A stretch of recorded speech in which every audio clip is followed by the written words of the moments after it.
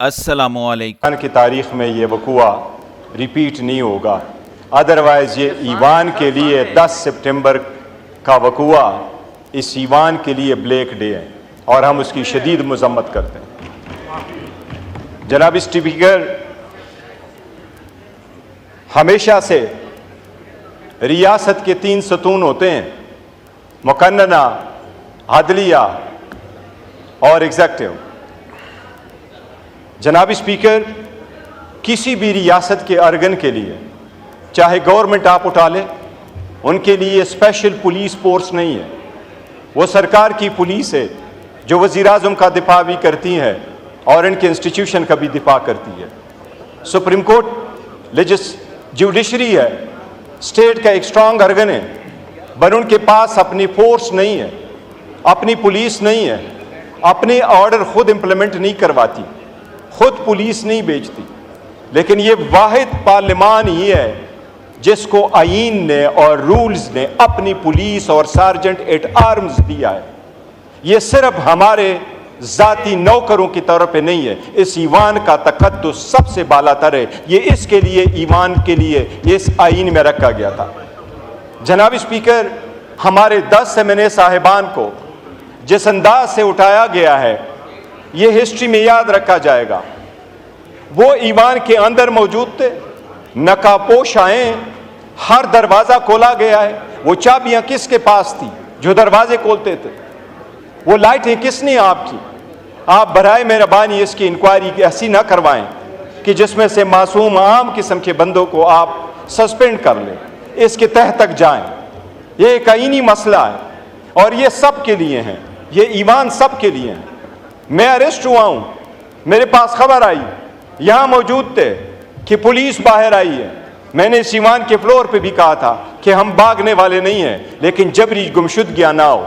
Speaker साहब को हमने पॉइंट ऑफ ऑर्डर पे करवाया था। वज़ीर-ए-आज़म साहब ने आज भी वो अपनी अंडरटेकिंग जो सुप्रीम कोर्ट में दे दी थी, वो आप इसको अभी तक नहीं बताया कि उस अंडरटेकिंग का क्या हुआ। जनाब स्पीकर, हम 2 जो बाहर से अरेस्ट हुए हैं, हम बाहर से अरेस्ट नहीं हुए थे। मैं जिस वक्त गाड़ी में बैठा तो वहां पर दूसरे लोग मौजूद थे जो वाकी टाकी में मौजूद थे, जो कहा करते थे फलां बंदा फलां गाड़ी में बैठा है, और वो हमारे साथ वहां गेट तक हमें लेके गए। हमारी अंदर से, मैं कह रहा हूं, अंदर से भी यहां मौजूद है, बाहर की वीडियो मौजूद है। मैं बाहर से अरेस्ट होकर जाके गया हूं, पर मैं कह रहा हूं जनाब स्पीकर, इवन मेरे साथ भी वो बंदे चलते रहे। इसकी कोई आपको मिसाल नहीं मिलेगी। ये सिर्फ और सिर्फ FIR की बात नहीं, आपने किस किस्म का पर्चा करवाया। दुनिया के कौन से मुल्क में जलसे होते हैं?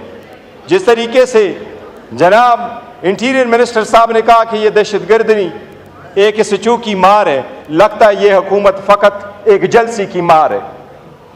22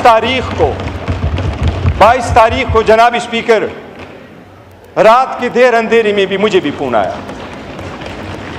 वो जलसा हमारा पोस्टपोन हो गया। हम उम्मीद करते रहे कि हमारा जलसा होगा, पुरअमन होगा और उसको रोका नहीं जाएगा। जनाब स्पीकर, हमें रूट दिया गया, 6 महीने बाद हमारा जलसा हो रहा है, हमें रूट दिया गया, ये आपका रूट होगा।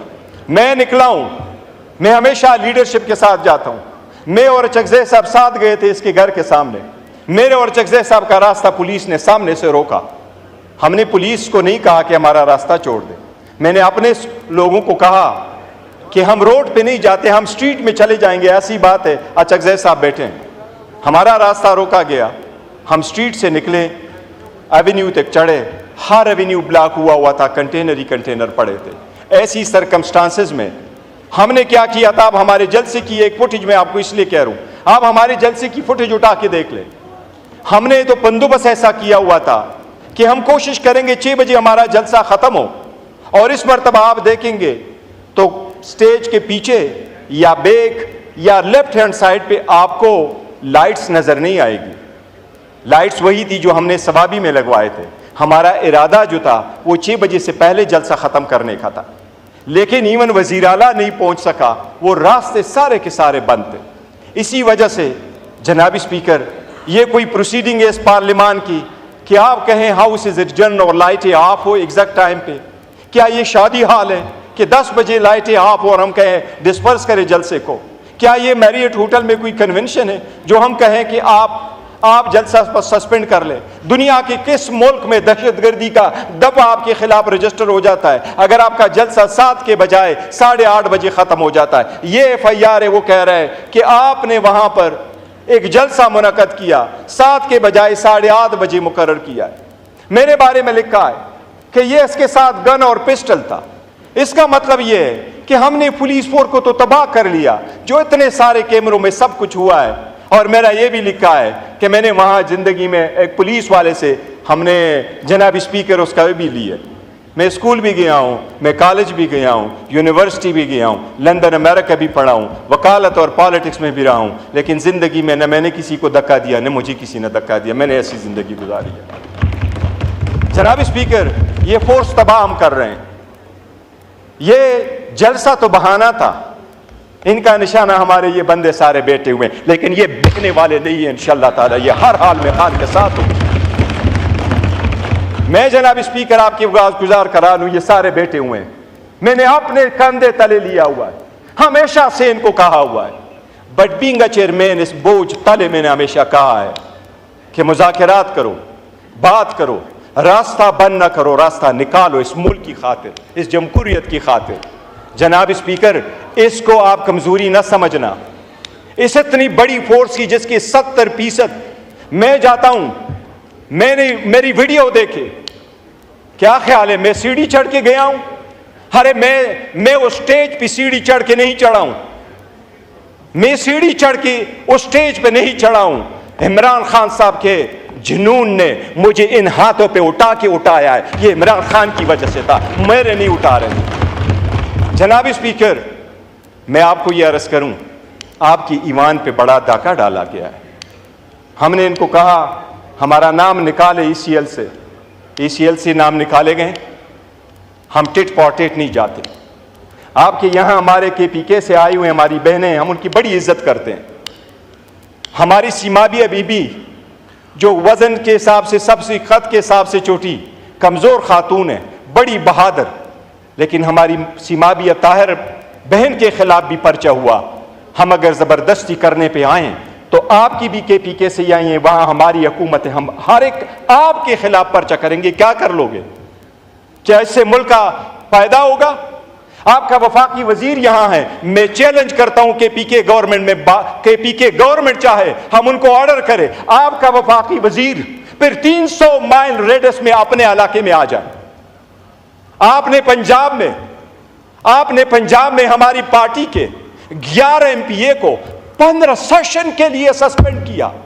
एज ए चेयरमैन मेरे ऊपर प्रेशर पड़ा, इनके MPA ने KP में बड़ा जोर डाला, बड़ी बदतमीजी की, पर मैंने कहा नहीं, हमने नहीं करने, हमने टिट फॉर टेट करके इनके MPA को नहीं सस्पेंड करना। आपने गद्दारी के मुकदमे दर्ज कराते हो, हमने नहीं। जस्ट स्पीकर नहीं ना, प्लीज ना करें, मैं अभी कर रहा हूं, प्लीज माइंड अप करें। अच्छा, जनाब स्पीकर, हम स्टॉप ना किया करें, हम आपको मजबूत करना चाहते हैं। हम चाहते हैं ईमान मजबूत हो, सियासी कुव्वतें मजबूत हों, तो गैर सियासी लोगों को मौका नहीं मिलेगा। ईमान मजबूत हो, सियासत मजबूत हो, खुदा की दुनिया में, इस मुल्क में, ऐसा सरजमीन पे खुदा के कानून हो, सालिहीन हुकूमत करे, इसके लिए निकले हुए हैं। जनाब स्पीकर, ये हम मुतालिबा कर चुके हैं, मुतालिबा कर रहे हैं आपसे। हमारे 10 सेमिने जो इस वक्त पुलिस स्टेशन में मौजूद हैं, मैं खुद और अपने साथियों के बिहाफ से पुलिस का इस बात पे शुक्रिया अदा करता हूं कि उन्होंने हमें अच्छा रखा था, लेकिन हमारे राइट्स मजरू हुए हैं इस ईवान से हमें उठा के। मैं उनको ये जरूर कहूंगा जनाब स्पीकर कि आप एक रूलिंग कल दे चुके थे, उनको आपने प्रोड्यूस कराना आपकी आईनी जिम्मेदारी है। यह आईन ने यह जिम्मेदारी आपके कंधों पर डाली है और इसलिए इस ईमान का तकद्दुस पामाल हुआ है। जनाब स्पीकर, मैंने आपको गुजारिश कराया, आपका सर्जन एंड आईन ने आपको सेपरेट सेक्रेटरीट दे करके ये प्रोटेक्शन सिर्फ इस ईवान को है। इस लेजिस्लेचर को है, किसी और अर्गन के पास नहीं है। इसलिए उसकी आपने इंक्वायरी करनी है। इस मर्तबा आपने हमारे साथ वीडियो ऑडियो सब कुछ शेयर करना है। आपको ये मालूम है वो जो हमारे 10 एमएनए आएंगे यहाँ, वो आपको रिदात सिखाएंगे कि उनको वहाँ बिठा के उनके साथ क्या सलूक किया गया। इसलिए हमने फैसला किया है कि पाकिस्तान तहरीक इंसाफ और इसके एमएनए सिवाय 9-10 के, जब तक 10 सितंबर के वक़ुआ का इंक्वायरी नहीं होती, हमारा सेटिस्फेक्शन नहीं होता। पाकिस्तान तहरीक इंसाफ के एमएनए सिवाय 9-10 के इस पार्लियामेंट में शिरकत करेंगे। बाकी कोई एमएनए हमारा इस पार्लियामेंट में शिरकत उस वक्त तक नहीं करेगा। नहीं हम आपकी कमेटियों में आएंगे सिवाय 9-10 एमएनए। ये हमारा एहतजाज है। मेरे इल्म में आया है, बिलावल साहब ने भी कोशिश की है, मैं उसका शुक्रिया अदा करता हूं। ये ईमान को अगर हमने चलाना है और इस स्ट्रगल को हमने आगे लेके जाना है, तलखियों को हमने काम करना है, तो जनाब स्पीकर इसको ना भूल जाइए। ये कारोबारी सियासत, कारोबारी जमा खर्च नहीं है कि 2 में से 1 माइनस करो तो 1 रह जाएगा। हम समझते हैं 2 में से 1 माइनस करो तो ये 1 भी नहीं रहेगा, ये 1 भी नहीं रहेगा। जनाब स्पीकर, खुदा ने कौमों को जो तबाह किया है, एक कौम की जलालत इस वजह से हुई तबाही कि अल्लाह का कुरान में फरमान है, वहिज़ा बत्वश्तुम जब्बारी, जब वो पकड़ते भी थे तो जब्बारीन की तरफ जुल्म करके पकड़ते थे। जनाब स्पीकर, अल्लाह ताला ने कुरान में जिक्र किया हुआ है कि मैंने 4 बंदों के अहल को पसंद फरमाया था, आल इब्राहिम, आल नूह और आल इमरान को। और सुलेमान अलैहिस्सलाम के बारे में स्पेसिफिकली फरमाया कि उनके बाद मैंने उस कौम पे बनतोड़ सैलाब भेजे और उनको चंद बेरियां दी। रीज़न ये कि नमाज छोड़ चुके थे, शहवत नफ्सी की फरमानी करते थे और लोग उनके नाखलफ थे। नाखलफ का मतलब मौजूदा वक्त में क्या होगा ये आप खुद सोचें। जनाब स्पीकर, मेरी ये रिक्वेस्ट होगी कि हमारे एमएनएस को आप आज के सेशन में ज़रूर प्रोड्यूस करें। ये आपका ऑर्डर हुआ था, ये मिनिमम है जो आप आज काइंडली मेहरबानी कर ले, ये कर दें। और हम इंतज़ार करेंगे कि आपकी इंक्वायरी कहाँ ख़त्म होती है ताकि हम फिर नए लाए अमल का ऐलान करेंगे इंशाअल्लाह।